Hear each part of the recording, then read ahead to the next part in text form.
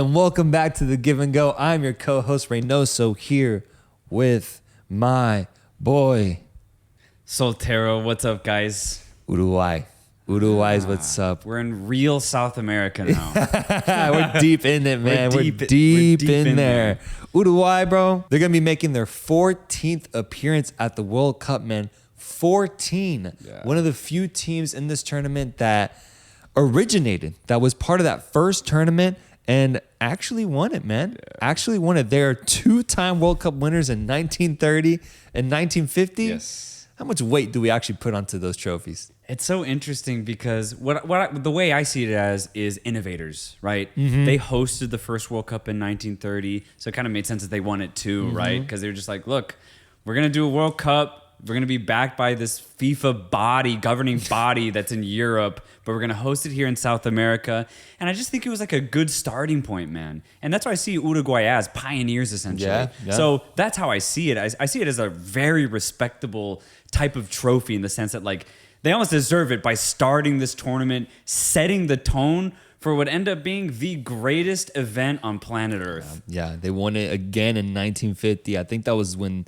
Was that not when they beat Brazil at the Maracanã? I'm pretty sure, Is that where that came from? Yeah. So two-time champions. From then on, the most notable appearances that I picked out from their 14 total appearances was in 1954. They made fourth place. Okay. 1970, fourth place as well.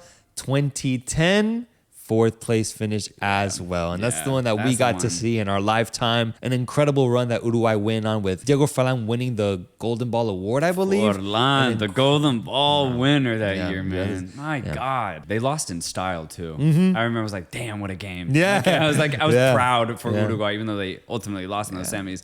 Great entertainers. Nearly, bro, flirted with going out in the quarterfinals and being on the opposite side of an African team, being in a semifinal. They were the people that stopped them from achieving absolute history. Ghana was this close, man. Crazy. To this day, in my opinion, the craziest game of football I've seen at the World Cup, including those 7-1 Brazil-Germany results. Yeah. To me, that Uruguay-Ghana game was the most ridiculous game I've ever seen in my life, man. The drama was stupid. Yeah. It was crazy. It was like a soap opera out there, man. It was crazy. But that's what you get with Uruguay, man. Yeah. You get pure passion out on that pitch. And we got to see the results of how far passion can go, man. With Luis Suarez throwing his body on the line, bro, sacrificing himself. Just so Uruguay can make it through. And that they did. 2014, round of 16 exit.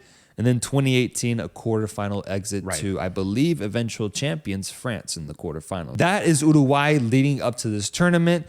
World Cup qualification comes around for CONMEBOL. Uruguay finishes in third with 8 total victories, 4 ties, and 6 losses. 22 goals for, 22 goals against. So not the most convincing qualification cycle that we're used to seeing from Uruguay, but they ultimately ended up finding their form towards the end and being able to just capitalize on these weaker teams, losing their position. Shout out Peru, shout out teams like Chile, and getting that third place positioning. Right. They then qualify themselves for Group H at the World Cup, which consists of European royalty, Portugal, African rivals, Ghana, and then Asian forces, South Korea. So a fun group, and a group that is ultimately going to test Uruguay and give them a good challenge going into the knockout stages. And that's Uruguay, man. That is who is going to be making an appearance at this World Cup. A team that has gone through a lot leading up to this tournament. A team that will be really interesting to watch once the tournament plays out. So excited going deep into who this team is, and excited to hear your thoughts about this Uruguayan squad. Dude, the first thing that comes to mind when I think about this current Uruguayan squad is their interesting qualification run, man. Because the first half of those 18 games in CONMEBOL were weird. Just straight up. I think Uruguay were actually outside of contention for a while, man. And the thing is, that poor form ultimately led to the firing of Uruguayan coaching legend Oscar Tavares, man. And let's talk about Tavares. Yeah, we have to. But bro, because in our Germany episode, we talked about the dynasty that Yogi Löw had set and the precedence of an international coach that Yogi Löw was for that German national side. But dude, Tavares was at the helm for Uruguay for 15 years. 15 years. Man. I was a child when he was appointed. A kid. Yeah, man. Yeah. It's ridiculous. But the heights that he was able to reach, man, I doing just generic research on Tavares, he joined Uruguay when they were kind of in a weird period. Like, I think they were knocked out of the group stage in one of the World Cups, didn't even qualify for one of them. And his goal was to just get Uruguay back on track. And that he did, man. I mean, in 2010, as you just stated, going in that beautiful run to the semifinals, winning the Copa America that next year in 2011, and then just continuing solid performance after solid performance, as you said, in 2014 and 2018, with 2 more knockout appearances, man. So it's so impressive what Uruguay have done. But what a weird cycle this was, in my opinion, because obviously it was clear Argentina and Brazil were the clear favorites in the qualification one, and they had no problem beating anybody, Uruguay included. No matter who Uruguay fielded, they got some weird results, man. They had losses against Venezuela, Bolivia. Mm-hmm. Yes, exactly. It's just a really strange campaign. So inconsistency is the word that comes to mind when I think about the current situation of Uruguay. But you'd almost rather it be this way if you were to be inconsistent, in the sense that they finally found a good run of form within the last 12 months. And I think it's ultimately down to the appointment of Diego Alonso. He's been able to basically open up this squad, kind of give him a little bit more freedom, and maybe bring, no disrespect, maybe bring a little bit more modern take to this Uruguayan squad. Because I remember, dude, there's like a 4-year period where Tavares picked the same 20 players. Yes. He didn't give anybody else a chance. And the thing is, I got it, because I'm like, look, I mean, it was working to an extent, so I can't necessarily criticize him. I mean, in 2014, round of 16, 2018 quarterfinals, like top 8 team, that's good, man. Like, that's as much as I could ask for any nation. So it worked for as long as it did, absolutely. But I do think the change was coming. And I think Alonso has done a really good job for Uruguay, man. I really do think so. And as any coach does, Alonso definitely has his starters. He definitely has his favorites. But like I said, he has really opened up the squad, man. They just announced, I think like a week ago or something, the preliminary squad for the World Cup. 55 players on this list. 55. There's like half of them are residents. Like that's half of the population of Uruguay, bro. yeah. But what I love about it, and this is a slight tangent, but they did like a Twitter post, and in Spanish they were basically like, these are the players that unite us as a country. And I'm like, dude, what an aesthetic, what an honor to be Uruguayan, to be called up for a World Cup, what it means historically. I'm just like, bro, like, I want to interview some of these players. I want to know, like, how proud they are to represent one of the tiniest nations in the world, but footballing wise, one of the biggest. That's the thing. It's Uruguay incredible. It's so small. It's like the country in the 1930s decided the one thing we're gonna be good at is football. Yes. And that they have done, man. Every single kid that grows up there just ends up being a quality footballer, man. Quality. Just knows how to control the ball, knows how to play on the ball, man. It's a natural thing that comes to these people. And yeah, I think pride is a big theme for Uruguayans, man. Big theme. Every single player that plays for this squad shows immense passion and pride for his team. I mean, just some names like Valverde, bro. Yeah, like this, he's a up-and-coming player, very young, but he already looks like he's set to be the next Uruguayan captain, the next Uruguayan legend because of the way he plays for his team on the national stage. Nunez as well, I think, has shown some incredible ferocity and love for the game when he's wearing that jersey. So it's just something that's infectious across all players on this team. I can bet you all the money in the world that each one of those 55 players have the same amount of passion when it comes to Uruguay, man. Exactly. There's not a single guy in that locker room that's just a little shy. Everyone's just expressive and so enamored with this country. Absolutely, man. And I was thinking about it the other day. I was like, maybe this is why I have a soft spot for Uruguay, because they were the first team when I watched the 2010 World Cup that I was like, oh, this is a team I would love to root for. In 2010, I picked Uruguay because I loved the passion and the style of football that they played just immediately off the bat. And it kind of just goes with my whole footballing style and narrative of who I am as a football fan, because I mean, who's my club? It's Atletico Madrid, a club that prides itself on passion, emotion.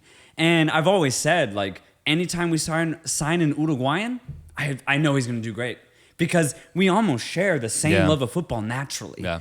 And I think maybe that's why I have a soft spot for Uruguay in general, regardless of how well they're doing. So looking at this team, I'm very excited to see what they can do in 2022 because, like I said, they have finished this last year in really good form. I think there's still some weak points, and it'll get interesting. But what's crazy about Uruguay, what's crazy about this country is that they have so much talent just spread throughout the pitch that realistically, no matter who they end up fielding, they're a wild card. They can do anything. They could do another semifinal run, bro. Yeah. They absolutely could. Or they just get knocked out in the round of 16 or something like that, just depending on their current form in this World Cup. Because I'll be completely honest, man. Like, I thought the 2014 team was a little weak, but they still made it to the round of 16. And I thought the 2018 team wasn't actually that much better. Because for me, that's when I finally saw, I was like, okay, Suarez is getting a little old now. That's when I finally saw them. I was like, okay, shit. Well, they didn't have Darwin Nunez at the time. They didn't have Valverde. So I was like, shit, who do Uruguay realistically have? Because Tavares at the time was still relying on a lot of those old heads.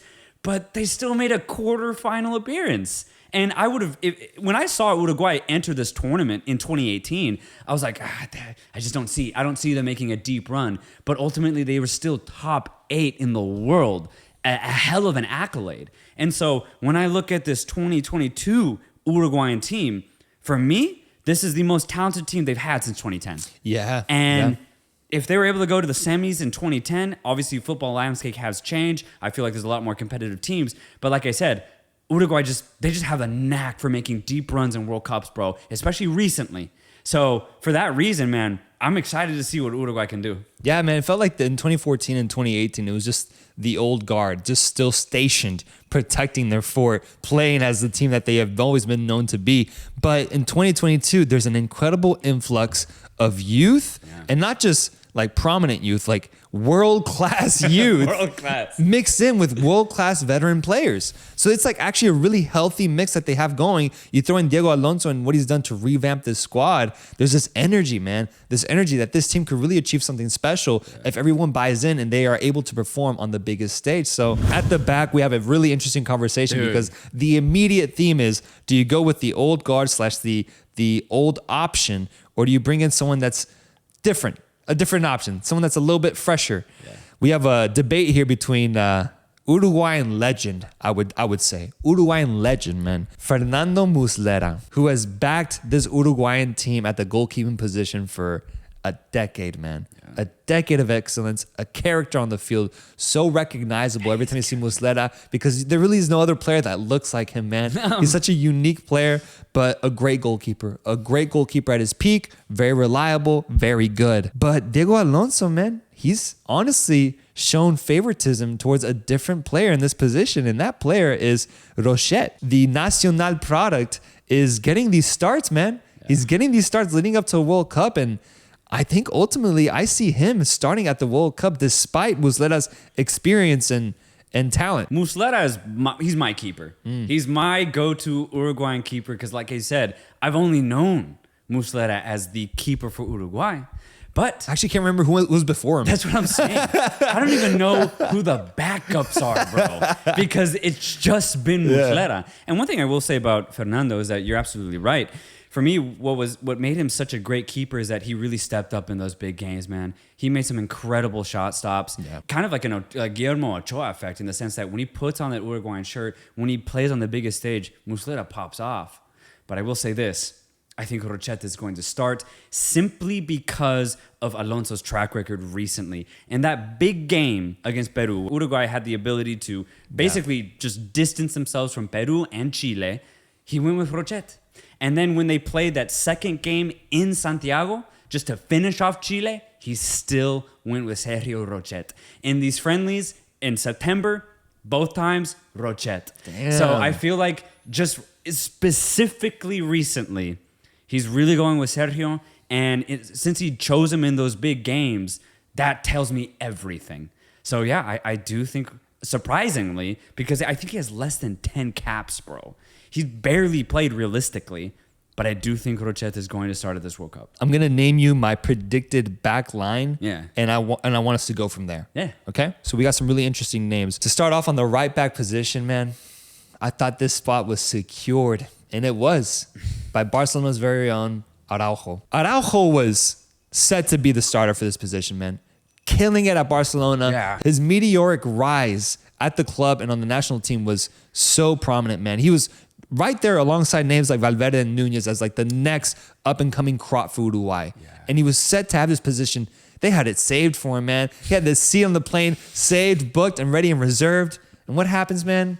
The injury bug hits Araujo, man. Yeah. It's so depressing. It's a theme that's been happening recently with these players getting injured going into the World Cup. This is one of the bigger names that has been announced that will not be at the tournament due to injury. And that's so unfortunate, man, because when we talk about passion, bro, he's one of the most passionate Uruguayan players. You won't have that on the field, man. You won't have that energy. You won't have that tenacity, that aggressiveness that he shows every time he's on the pitch. But not just that, his IQ. He's a really smart player. He's very formidable, and he just knows what to do back there. And it sucks that Uruguay won't have that, because to go from him to who they have at the backup position is, in my opinion, a big downgrade. It's a big downgrade ultimately. I think Suarez will be starting at that right back position. Then we go over to the center back position. I think Godin gets to start regardless of his age. I think Godin would be partnered with Chema Jimenez. Yeah. And then on the left side, we'll have Napoli's very own Oliveira starting. What do you think about that back line? Yeah, to start with Araujo, I love his physicality, man. An incredible defender because, like you said, he just fights. He could have been an NFL player, bro. No, yeah, dude, he's so physical. Like when he goes in for a challenge, I'm like, damn, that looks painful for the offender. I'm like, Jesus, he really wants that ball. Yeah. But that's what you want, especially if he's not even playing centrally. You get that sort of defensive coverage as a fullback, man. That's something you can't buy, as you said, like. Truly world class in that position, and he was touted to be one of the best defensive players at this World Cup. Such a shame that he is absolutely injured. But what's crazy, man, is that he's on the preliminary list. Wait, really? Yes. What? Isn't that bizarre? It was like officially announced and everything, man. I know. That's what I said. When I looked at it, I was looking through the 55 and I'm like, this has to be a typo. I was like, this is a typo. And then I looked at other sources. Araujo is on the preliminary list for Uruguay. He is still absolutely injured, though. He's very injured. Yeah. So the idea is this. He got injured like maybe a month and a half ago, and he was set to be out for 2 months, basically meaning that best case, and I'm talking best case, he would come healthy, like right bang on the tournament. But that's the thing, though. He'd have like no warm-ups, nothing. So I don't know, man. Like that's the thing though, is that since he's so world-class, is it one of those things where you're just like, let's just call him up. If he says, yes, I want to play, and he's healthy, doctor gives him the green light. As Alonso, do you take that risk? If you're Barcelona, you're probably fucking pissed. Hey, enraged. He needs to be resting right now. But yeah, it was very interesting right there, and I'm curious to see what like Uruguayans think, what Barcelona fans think. Very curious to see how that conversation's going because I have no idea. But that's interesting. But you're absolutely right. I think the drop in that position it's definitely significant. Damian Suarez, Getafe player. He's been going at it in La Liga for years, man. I do think he deserves this call-up, and he has the technical ability and the talent to play in that fullback position. I just think he's obviously not as good defensively. Another player that could also feature in that position that has played recently, Guillermo Varela, Flamengo player. I think he's probably the most liable at the back, and which is why I would actually agree with Suarez probably starting that position. Going those central defender positions gets interesting, man, because Godin's old, bro. You know, he's 36, but it's Godin. You know, it's Uruguayan Atletico legend Diego Godin, especially at a tournament as big as this.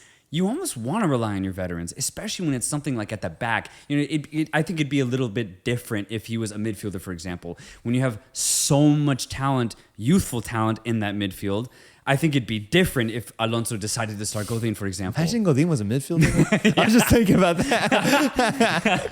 But since he is a defender, and I'll be kind of honest, I don't know if Uruguay have reliable center backs out there. The thing is, they do, but they have Martín Cáceres, but he's also up there in age. He's also 35 right now, playing for the LA Galaxy, but he's been good. He's been good in the MLS. Obviously, he's just lost a lot of pace, but he still has that insane IQ. He's an OG defender for Uruguay, just like Diego Godín. Another player that could feature in that center back position, Sebastián Coates. He's been in the Uruguayan system for years now. But, if I had to compare the two just off of merit, I'd still probably pick Godín, man. So that's the thing. Like, Alonso, even though he maybe has a problem with Godín's age, because that's another thing, dude. In a lot of these games, Godín's like playing one game, resting the other. Playing one game, maybe not even getting called for some sessions, man. And so it's clearly intentional, man. It's very intentional. He's trying to like save him for the cup. Exactly. Yeah. So for that reason, I think Godín will start. But I definitely going to question his age. He'll start, but he'll end himself. At the tournament. It might be like a Mascherano type of sacrifice. Yeah, type of Godín's farewell. Like, this is going to be, if he gets an injury at this World Cup, this might do him in. Yeah. That type of thing. It's going to be fucking intense back there. Alongside him, you also don't get that much reliability as far as fitness, man, because you have Chema Jimenez, who obviously is in his prime age-wise, but dude, this guy is made of glass, bro. Thin glass. And he gets injured once every 3-4 months. So reliability wise, you just can't trust Jimenez from a fitness standpoint. But if he is healthy, he's going to give you incredible minutes back there. Obviously, they have played together at Atletico, so it is a good partnership if they're both completely in form and healthy. That's my only question at the back for them is fitness. And then when we go left back, I think it's actually pretty obvious. It will be Matias Olivera, who's right now a big part of this Napoli team, getting minutes in rotation with Mario Rui, but still in complete rotation, practicing every day and playing pretty much every other game for Napoli, and he's a big part of it. Yeah. And what I love about Olivera, man, is ex-Getafe player as well, but he's pretty dynamic. He can get forward, not shy with the ball, but he's also a pretty good defender, so I think that's an excellent option for Uruguay, having a player like Olivera. Yeah, I think going into this tournament, any player that has that Napoli badge next to their name, I think it's like Napoli, you could say Man City, you could say Real Madrid. If your name is attached to that badge, you have my complete confidence that you deserve to be at this World Cup. Matias Olivera is exactly that, man. Napoli is on an incredible rise right now, an incredible run, and he's playing for him. So please give him that opportunity. And he's starting often for Alonso's Uruguay, man. He's providing him with that confidence and that reliability. So please, man, start him, and I think you're good there. You have a backup in his namesake as well, Matias Vina, who could also start for them as well, but I think it's Olivera's spot to lose. Yeah. And so that rounds out this back line. You pointed out a few important things, though. We have injuries with Araujo. Yeah. We have age issues with Godín. Yeah. We have injury problems with Chema Jimenez. We have an interesting goalkeeping debate with age and form. There doesn't seem to be a lot of immediate security for this back line. Yeah. And we know that when it comes to a World Cup, man, you need some sort of reliability, man. Does this Uruguayan team have enough? For me, I do get concerned. I get concerned because the midfield is world class in my opinion, and the offense has the ability to be world class. But at the back, I just don't see there being as high of a ceiling. I see a limitation. And that worries me, man. That worries me because there will be moments where this backline will have to step up. And I just don't know if I have the confidence to say that they ultimately will. In my opinion, it's their weakest point. But regardless of that, I do think it'll be enough to get them past the teams that they'll be facing in the group stage. The answer will be given to us once they go deeper into the tournament. But I'm already expressing this concern as of right now. I actually agree. It's a big concern for me as well. But what gets me, and this was what I was getting at the beginning of this Uruguayan preview, is that if the stars align and Godín is just fit and Jimenez is healthy, obviously you can rely on Olivera. And you completely rely on him. I love that guy. And Damian Suarez just plays very solidly. Very and safe. maybe he gets inspired by that Uruguayan blood. There's a chance it'll be fine. But you're absolutely right, though. It might come down to a coin toss, right? Yeah, it's a 50-50. But if you're on the right side of that coin, bro, Uruguay will be fine. That's what's crazy. But again, also one other player I do want to highlight that actually has been playing very well, America's very own Sebastián Cáceres. Very good defender and low-key a good option if maybe either Godin or Jimenez is just not healthy. Now, if they're both out, then we have some problems. But if one of them's out, I do think that Sebastián Cáceres can easily come in and play confidently. You think he can match up against like this Portugal team, South Korea's fiery offense? You think there's enough there? I think there's enough there, but obviously still cause for concern. I'm not going to be like he's going to be a world beater and going to be absolute world class, because I don't think he is. But I do think it can be enough. But yeah, I mean, like I said, I still think it's going to come down to almost like a coin toss of probability. Yeah, we might find out, like, honestly, that first game when we can kind of measure this Uruguayan squad, just how these players look like in Qatar. We might just be able to see it after the game, like, oh, they're good to go. Godin's leading his goddamn team. Yeah. He's active up front in corner kicks and set pieces. Jimenez is looking great. And that's all it takes, man, is two really good center backs to be playing at their level. And then the fullbacks, I'm confident in the fullbacks, man. I'm confident in fullbacks. And I don't got to ask much from the goalkeeper. So for me, it's the center backs that cause the greatest amount of questions. But if they can resolve those questions early on, they could provide a really good backbone for this team. Uruguay has a population of 3.4 million people, man. Yeah. That is the size of Utah, bro. Utah. Yeah. And somewhere amongst a country that small, they found a guy like Federico Valverde, bro. Just roaming around the streets of Uruguay. Just playing ball. Kick this ball for me. Kick this ball for me, Federico. What can you do? They found a world-class midfield talent that then went on to make a name for himself at the prestigious Real Madrid club. This sport is incredible, bro. Just first off, the ability it gives to people to go from somewhere like Uruguay, from where Federico Valverde came from, and to end up at the Santiago Bernabeu, hearing people chant his name, Vinny Jr. in your ear, just talking shit, just hyping you up, Benzema winning the Ballon d'Or right next to you. It's incredible, bro. It's incredible, because Valverde is having the season of his life. The absolute, if there was a most improved player award like there is in the NBA for soccer, it'd be Valverde's, bro. It would already be his, bro, because he is scoring basically every single game now. And the way he's scoring these goals is what really impresses me. It's bangers, bro. Banger after banger after banger. He's got that Ruben Neves gene of just scoring absolute worldies game in, game out. He doesn't know how to score a regular goal, but he also steps up in big games. You got to boot. Big games, man. Champions League final assist against the mighty Liverpool that was looking great that season. That was a good assist too. Incredible assist, man. Perfect There's ball. nothing a defense could do about Nope. it. Nothing. It was a perfect ball for Vinny Jr. to find. And it just proved to me in that moment that I was like, okay, Valverde is that guy. Yeah. He's that fucking guy. No more doubting this kid. He's the next man up for Uruguay, in my opinion. He will be guiding this midfield towards World Cup excellence. And what better guy to root for, man? Because he's so likable, he's so passionate, and his quality on the ball is just incredible, man. Yeah, what I love about Valverde is that he is the epitome of the modern footballer. If you wanted to point out a guy who plays football in the year 2022, I would pick Valverde, because he can basically do anything in the midfield. If you want to play him centrally, he can play as a starting central midfielder. You want to play him out wide like he does for Real Madrid, but still in a kind of tight midfield position, he can do it. But he has the freedom and the ability to basically also be a winger and be effective out wide. But he can come in centrally, he can penetrate, he can pass, he can assist, he can score. Anything you want him to do with that soccer ball, Valverde can do it.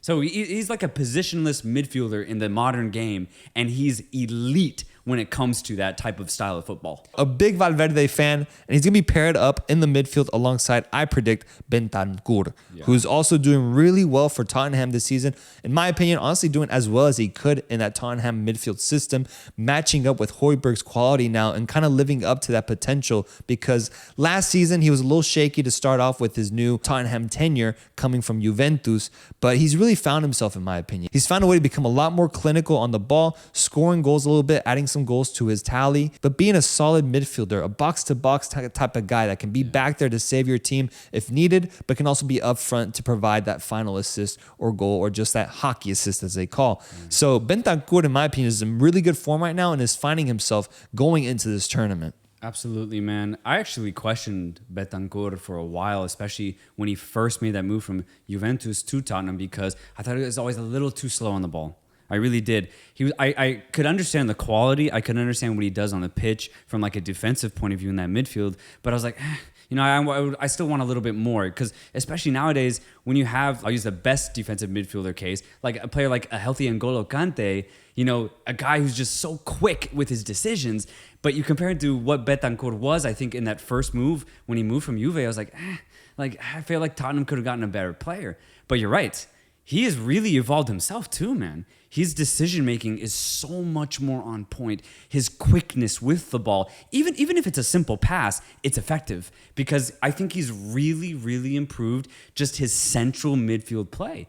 And I'm going to put him in that category of like the modern day defensive midfielder, because he's so talented on the ball, but he's not necessarily a bruiser, but he's completely fine and able when it comes to defensive duties as well. With a pairing like Valverde and Betancourt in your midfield, man, Jesus Christ. Really, really good, man. And it's because I feel like both of them are peaking at the right time. Yeah. So I look at other names that could potentially be there, like Vecino or Torreira, and I just don't see that they're at that level. We look outside of them, and I want to talk first about Pellistri, the Uruguayan product. I think he's pretty young too. He's young, yeah. I feel like this guy is just pure energy. He's such an easy guy to root for. I remember watching him, I think it was in the either Ecuador or Venezuela game when they hosted one of those two teams in the Conmebol in the final matches.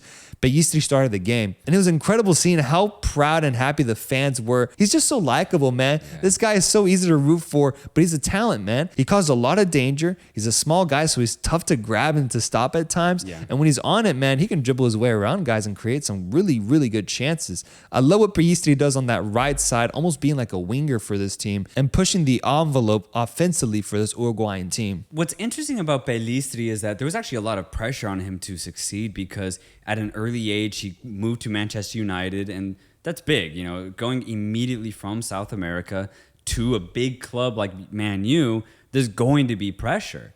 And honestly, it actually hasn't worked out. His best games have actually been not at club level. It has been in an Uruguayan shirt, which is why I think people were so happy seeing Pellistri, at least in their eyes, kind of match up to what they were hoping for, right? Because yes, he's an excellent dribbler and he's a very good penetrator. And, low key, he actually kind of reminds me of like a young Chucky Lozano. Yeah. In the sense that like he's not afraid to just go at defenders, even if it's not working. He's just going to keep penetrating, at least keep battling offensively.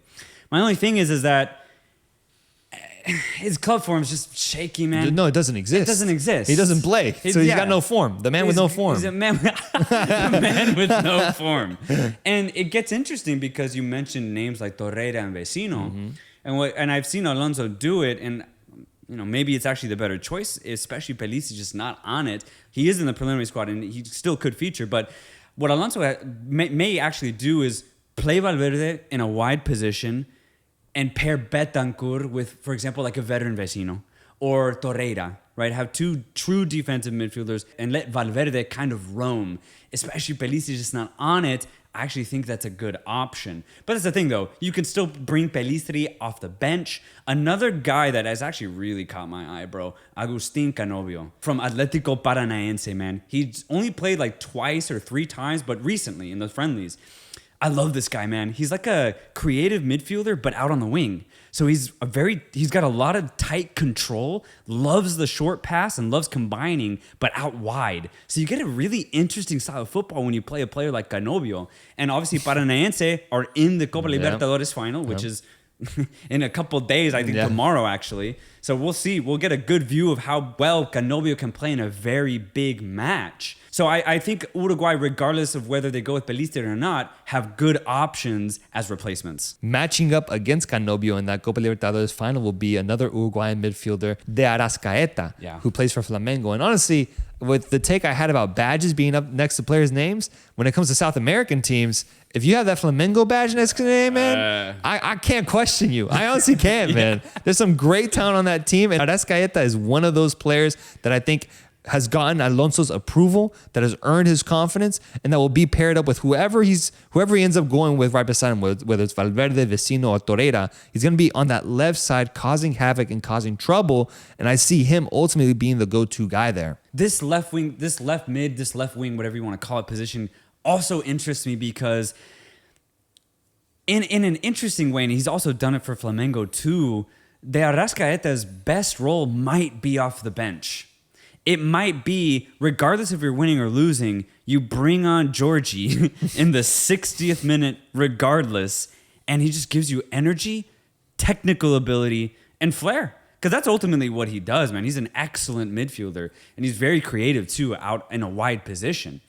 But it gets interesting because is De Arrascaeta the starter in that left mid position? I don't know. He might be the 12th man for this Uruguayan squad, and that actually might be his better role rather than being in a starting position. Now, the thing is, kind of as you said, Alonso trusts this guy 100%. If he starts, he's starting, and it's going to be completely fine. It's going to work out for this Uruguayan squad. If he's not starting, I 100% know that he's going to come off the bench in every single game. He has Alonso's approval, whether it's from the bench or the starting position.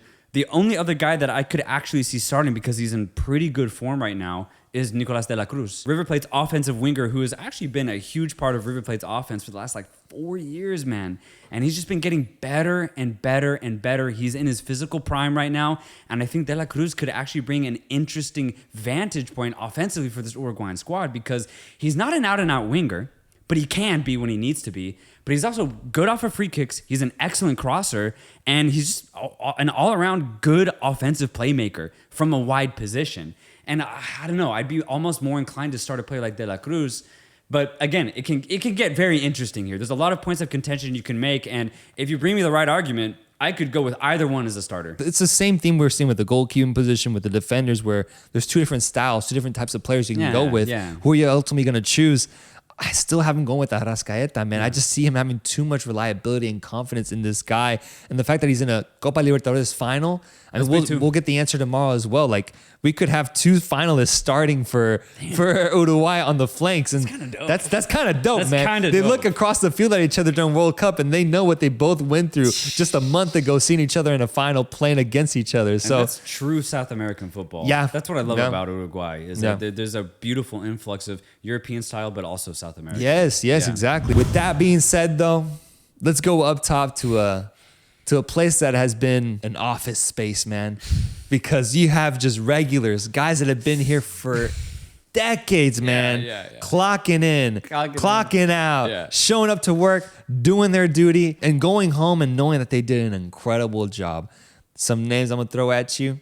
Luis Suarez, man. Yeah. Luis Suarez, the Uruguayan legend. I'm not even going to get into that yet. Edison Cavani, man. Another great player for this Uruguayan team. I mean, we talk about both these players at their peak, some of the best offensive talents we've ever seen personally. Suarez dominated the game and is considered one of the best top 3, top 5 strikers the game has ever seen. Cavani, at his peak, could have been up there as well, man. Playing incredible for Napoli, for PSG, and just being a killer, man. An absolute murderer on that field offensively. They used to both head this Uruguayan team and take care of that responsibility of scoring goals, and that they did, man, in the World Cups of the past, man. In comes a newcomer, a new face into this international team, and it's a name that generates so much controversy nowadays, that generates so much discussion, because last year he was an absolute star, man. A killer. Darwin Núñez from Benfica played an incredible season, scoring over 20 goals and earning him one of the most expensive signings in the Premier League's history, going over to Liverpool and joining that incredible attacking force of Roberto Firmino, Mo Salah, Diogo Jota, Luis Diaz, Darwin Núñez being paired up with all of these big names in world football. 22 years old, an incredible head of hair, and an incredible player, man. Yeah. Often criticized, though, because of his shortcomings this season, having a somewhat shaky start to the season in a lot of people's views. But, man, I gotta disagree. I think this guy is a fucking talent. I think this dude is an absolute killer, and he's got that Cavani gene, man. I think he's more Cavani than he is Suarez, man, if you could compare him to one of those two. Yeah. And you got this guy probably pairing up with either Luis Suarez or Cavani up front for this international team. And it's going to make for some incredible moments this World Cup if we see Núñez score a goal and have his moment on the biggest stage. Yeah, man. I actually am not at all concerned about Núñez's club form right now, because at the very, very beginning of this deep dive, we talked about passion, emotion when you don that Uruguayan shirt. And I only see passion and emotion when Darwin Núñez plays for Liverpool, man. And I think that's going to immediately translate, regardless if he's starting or not starting or scoring or not scoring for Liverpool. I just don't see that as a problem. Because at the end of the day, as you just so perfectly put it, he's still one of the most dynamic forwards in Europe, just from a physical standpoint. He has a knack of putting himself in a very good position out on the pitch, especially in the box. His runs are explosive. And so explosive. As he showed last year with Benfica, and when he does get the chance for Liverpool, he is still a very good finisher. So you combine all of that and you tell him that he's going to play at the World Cup for Uruguay, I'm not concerned. He's going to start for this Uruguayan squad up top. Has to. Yeah. I think he has to. And I do think he's going to be paired up alongside Uruguayan legend at this point, El Pistolero, Luisito Suarez. And I actually think it's a great tandem. When you look at Suarez, especially if you watch Atletico in the last year or two, Suarez has completely lost his pace. Absolutely. But he has not lost any of his IQ. You said it before. One of the best strikers for like a 2-3 year period in all of Europe, Luis Suarez was. He still has all of that knowledge, all of that IQ that he can utilize out on the pitch, man. So you combine that with a youthful, aggressive, physical player like Darwin Núñez, I think it's a really good pairing. I really do. And the thing is, you still have a guy like Edinson Cavani to bring off the bench. Oh, hopefully he will be completely healthy to do so.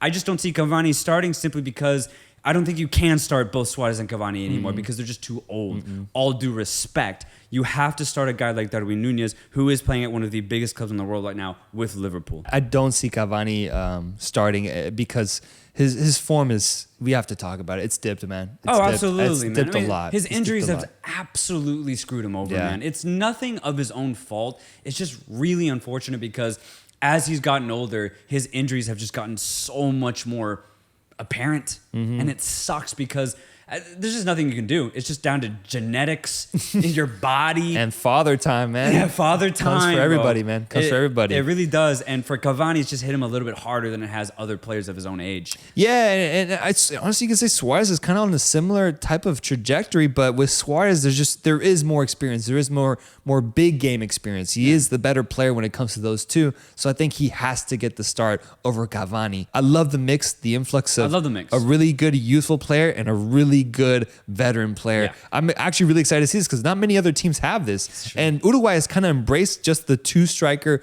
or two offensive weapon setup in comparison to other teams. Other teams like to go with three people up top. Uruguay has fully embraced having two players up top take responsibility of scoring the goals. And so I'm excited to see a new player up there with Darwin Núñez. And if he pops off, man, this could launch him, and this could be the catalyst for a good rest of the season with Liverpool. Dude, low key. All right, man. Let's do prediction time for this Uruguayan team, man. This is such a fun team. If you're Uruguayan, you must be so proud and excited to see them on the biggest stage yet again. Like we said, an incredible influx of young players, world-class young players, and world-class veterans. But when I look at the team holistically, when I look at how I see them panning out in this tournament, it's the World Cup, man.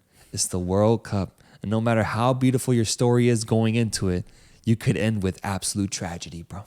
Absolute tragedy, man. That's how tough and brutal this game is. And I say that because my prediction for Uruguay is they get second place in Group H. Okay. I think Portugal will top them, but I do think that there is that possibility that they can potentially win first place. Honestly, that match is going to be an incredible one to watch because it'll be a rematch of the round of 16 game from 2018. Yes. And these are two completely new teams facing each other. So a lot of eyes will be on that match. And Uruguay gets second place. And unfortunately, they get matched up with Brazil in the round of 16. These folks know, if you're a Give and Go viewer, who I've picked to win the World Cup. It's none other than the mighty Brazil. And although Uruguay is a really good team, although they have incredible names and such a beautiful fan base, they don't match up to these South American giants, bro. They just don't. Not this time around. No, yeah. Uruguay falls short in the round of 16, and that's where their tournament ends. I hate to say it, man. I really, really do. Because after this recording, man, you got me hyped on this Uruguay team, man. This team, man. I don't want to root for a downfall. Yeah. If they can get first, it's a different story. Maybe there's a clearer path. But I think they're getting second, bro. Yeah. And I think they go out in the round of 16. In a way, I kind of maybe have already prefaced what I think this Uruguayan team can do holistically in this tournament, man. Wild card. They could make a deep run, just like they did in 2010. They could get knocked out in the round of 16, as you're predicting, and as they did in 2014. It gets interesting because you just made me think about it. You're like, do I see them as dark horses? You said, I don't even know. And I've been thinking about it. I don't know. Yeah. To the point where, like, for me, when I think about Uruguay as a footballing nation, simply based off of what they produce and what they can do at every single tournament, I might have to put Uruguay in their own label. Yeah. In their own section. Yeah. It's Uruguay. Like, I'll never label them as title contenders or dark horses. They're right in the middle. And I'll never label them as just, oh, they're just here to have fun. Because they can realistically, in my eyes, go as deep as they want to. Or they could get knocked out very early. Yeah. I have no idea what this Uruguayan team is going to do. The only thing I can say is that they're going to get out of this group. That is pretty much all that I'm guaranteeing. But after that, man, yeah, dude, that if they play Brazil, that's going to be an incredible game, bro. Good match. Uruguay, Brazil, that's your headliner? Oh, my God. That is a man. hell of a main card. Yeah. My God. South American duel, man, to start off the round of 16. Come and the on, thing is, man. bro, that might fuel them to play an incredible match. If that happens, I'm not counting out Uruguay at all. Obviously, Brazil will be the favorites, but I still think Uruguay could probably beat them, especially it's just 90 minutes in the World Cup. All the history mounting to this one singular game. Anything can happen. We know it's this beautiful sport of football. We know what happened in 1950, bro. Exactly. Yeah, Exactly. Uruguay came out on top, man. So, dude, this is tough because I ultimately don't know what I could predict for this Uruguayan team. Yeah, it's tough. It's so fluid. This is actually really tough. Yeah. Yeah. I can see this Uruguayan team making it to the quarterfinals. Okay. And after that, anything can happen. But again, if they do play Brazil, it'd be tough. They could win, they could lose, and maybe it's a round of 16 exit. But yeah, ultimately, round of 16 quarterfinals. I know it's vague, but that's all I got. That's all I got. think it makes sense to these people, man, because it makes sense to me, bro. It is so fluid with this team, and the outcomes are just infinite. Yeah, infinite. They're bro. infinite, man. They could be in the final because they very well could beat Portugal. If Portugal just can't find their chemistry, kind of as we prefaced, then maybe and Uruguay do. Then yeah, Uruguay could finish top. And they're facing against like a Serbia or Switzerland in the second in the knockout station. From then on, they could win any game, bro. Exactly. They got the confidence of beating Cristiano Ronaldo's Portugal, bro. They could go anywhere. That's true. Man. Yeah, man. Yeah, what a true wild card, bro. True wild card. So I'm very excited to see what they can do, man. And that is Uruguay, folks. Let us know, how far do you think Uruguay goes in this tournament? Are they going to be around a 16 exit, or are they going to the fucking final, man? Can't wait to hear your thoughts. Please let us know. Make sure to comment, like, and subscribe to keep up with us as we continue releasing more deep dives going into the tournament. Excited for the next team that we do, and we will see you guys soon. Peace.